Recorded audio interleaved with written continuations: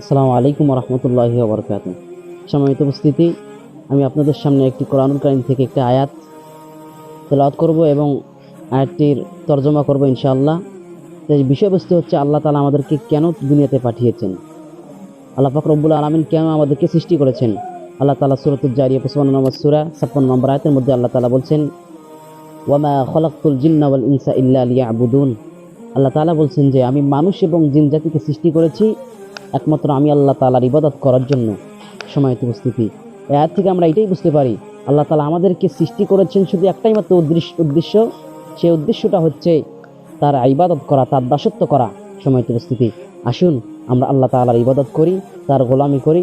আল্লাহ তাআলা সেই তৌফিক দান করুন, আল্লাহুম্মা আমিন। আসসালামু আলাইকুম ওয়া রাহমাতুল্লাহি ওয়া বারাকাতুহু। আমি আপনাদের সামনে আজকে যে আয়াতটি পেশ করব, আয়াতটি হচ্ছে আল্লাহ তাআলার প্রতি ভালোবাসা। সম্মানিত উপস্থিতি, আমরা আল্লাহ পাক রব্বুল আলামিনকে যদি ভালোবাসতে চাই তাহলে আমাদেরকে মুহাম্মদ সাল্লাল্লাহু আলাইহি ওয়াসাল্লামের অনুসরণ করতে হবে, তার রীতিনীতি নিজের জীবনে প্রয়োগ করতে হবে। সম্মানিত উপস্থিতি, তবেই আমরা আল্লাহ তাআলার ভালোবাসা অর্জন করতে পারবো, আল্লাহর ক্ষমা অর্জন করতে পারবো। এ সম্পর্কে একটি আয়াত আল্লাহ তাআলা সূরাতুল আলী ইমরান 3 নম্বর সূরা 31 নম্বর আয়াতের মধ্যে আল্লাহ তাআলা বলছেন, কুল ইন কুনতুম তুহিব্বুনাল্লাহ ফাত্তাবিউনি ইউহিব্বুকুমুল্লাহ ওয়া ইয়াগফির লাকুম যুনুবাকুম আল্লাহু গফুরুর রহিম। আল্লাহ বলছেন, কুল হে নবী আপনি বলে দেন, ইন কুনতুম তুহিব্বুনাল্লাহ, তোমরা যদি আল্লাহকে ভালোবাসতে চাও তাহলে ফাত্তাবিউনি, তাহলে আমি নবীর অনুসরণ করো, ইউহিব্বুকুমুল্লাহ, তাহলে আল্লাহ তোমাদেরকে ভালোবাসবেন, ওয়া ইয়াগফির লাকুম যুনুবাকুম, তোমাদের অপরাধগুলোকে মোচন করে দিবেন, আল্লাহু গফুরুর রহিম। আল্লাহ বলছেন আমি আল্লাহ ক্ষমা করুণাময়, সমস্ত পাপ আল্লাহ তাআলা ক্ষমা করে দিবেন যদি বান্দা আল্লাহ তাআলার কাছে একবার বলে, আল্লাহ আমি অপরাধ করেছি, আপনি আমাকে মাফ করে দেন। সম্মানিত উপস্থিতি, আমাদেরকে হতাশ হওয়া যাবে না যে আমরা এত অপরাধ করেছি, আল্লাহকে আমাকে ক্ষমা করবেন। দেখুন এই সম্পর্কে আল্লাহ তাআলা বলেছেন সূরাতুল জুমার 53 নম্বর আয়াতের মধ্যে আল্লাহ তাআলা বলছেন যে, কুল ইয়া ইবাদিয়াল্লাযীনা আসরাফু আলা আনফুসিহিম লা তাকনাতু মির রাহমাতিল্লাহ ইন্নাল্লাহা লা ইয়াগফিরুয যুনুবা জামিআ ইন্নাহু হুয়াল গফুরুর রহিম। আল্লাহ তাআলা বলছেন যে, কুল ইয়া ইবাদিয়াল্লাযীনা আসরাফু আলা আনফুসিহিম, হে আমার গুনাহগার বান্দারা, তোমরা যারা অপরাধ করেছো, তোমরা যারা জিনা করেছো, ব্যভিচার করেছো, যত পাপ করেছো না কেন, লা তাকনাতু মির রাহমাতিল্লাহ, আল্লাহ বলেন বান্দা আমি আল্লাহর রহমত হতে নিরাশ হোস না। ইন্নাল্লাহা লা ইয়াগফিরুয যুনুবা জামিআ ইন্নাল্লাহা ইয়াগফিরুয যুনুবা জামিআ, নিশ্চয় আমি সমস্ত অপরাধকে ক্ষমা করে দেই। ইন্নাহু হুয়াল গফুরুর রহিম, আমি আল্লাহ ক্ষমাশীল, আমি আল্লাহ করুণাময়। সম্মানিত উপস্থিতি, আয়াত থেকে আমরা এটাই বুঝতে পারি যে আমরা যতই পাপ করি না কেন আল্লাহ তাআলা আমাদেরকে হতাশ হতে নিষেধ করেছেন। তাহলে আমাদেরকে পাপ করার পর হতাশ হওয়া যাবে না যে আল্লাহ আমাকে ক্ষমা করবেন কিনা। আসসালামু আলাইকুম ওয়া রাহমাতুল্লাহি ওয়া বারাকাতুহু।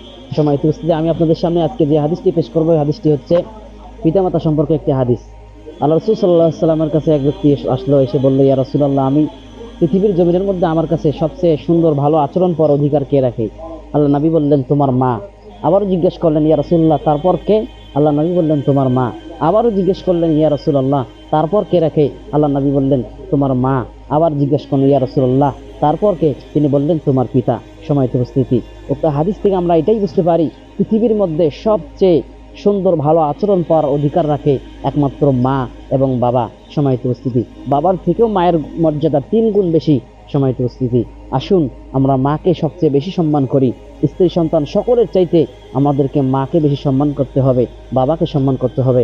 আল্লাহ তাআলা আমাদেরকে যেন পিতামাতার খেজমত করার তৌফিক দান করুক, আল্লাহুম্মা আমিন। আসসালামু আলাইকুম ওয়া রাহমাতুল্লাহ। সালাত সম্পর্কে রাসূল সাল্লাল্লাহু আলাইহি ওয়াসাল্লাম একটি হাদিস বর্ণনা করেন, আন আবি হুরায়রা রাদিয়াল্লাহু আনহু قال قال رسول الله صلى الله عليه وسلم أول ما يحاسب به العبد يوم القيامة الصلاة فإن صلحت صلح له سائر عمله وإن فسدت فسد سائر عمله। আবু হুরায়রা রাদিয়াল্লাহু থেকে বর্ণিত, তিনি বলেন, আল্লাহ নবী সাল্লাল্লাহু আলাইহি ওয়াসাল্লাম বলেছেন, কিয়ামতের দিন বান্দার সর্বপ্রথম সালাতের হিসাব নেওয়া হবে। সালাতের হিসাব যদি বান্দার সঠিক হয় তাহলে বাদবাকি যত আমল রয়েছে সমস্ত আমল আল্লাহ তাআলার কাছে গ্রহণ হবে। আর যদি সালাত আল্লাহ তাআলার কাছে গ্রহণ না হয়, সালাতের ইবাদত যদি আল্লাহ তাআলার কাছে গ্রহণীয় না হয়, তাহলে যত আমল রয়েছে না কেন সমস্ত আমল বাতিল হয়ে যাবে। সম্মানিত উপস্থিতি, তো হাদিস থেকে আমরা এটাই বুঝতে পারি যে যদি আমরা 5 ওয়াক্ত সালাত আদায় করি, সালাত যদি আল্লাহ তাআলার কাছে গ্রহণ হয় তাহলে যত আমল রয়েছে সমস্ত আমল গ্রহণ হবে। আর যদি সালাত গ্রহণ না হয় তাহলে সমস্ত আমল বাতিল হবে। অতএব আমাদেরকে 5 ওয়াক্ত সালাত আমাদেরকে সঠিকভাবে রাসূল সাল্লাল্লাহু আলাইহি ওয়াসাল্লামের নিয়ম অনুযায়ী আমাদেরকে আদায় করতে হবে। আল্লাহ সেই তৌফিক দান করুক। আসসালামু আলাইকুম ওয়া রাহমাতুল্লাহ। আসসালামু আলাইকুম ওয়া রাহমাতুল্লাহি ওয়া বারাকাতুহু।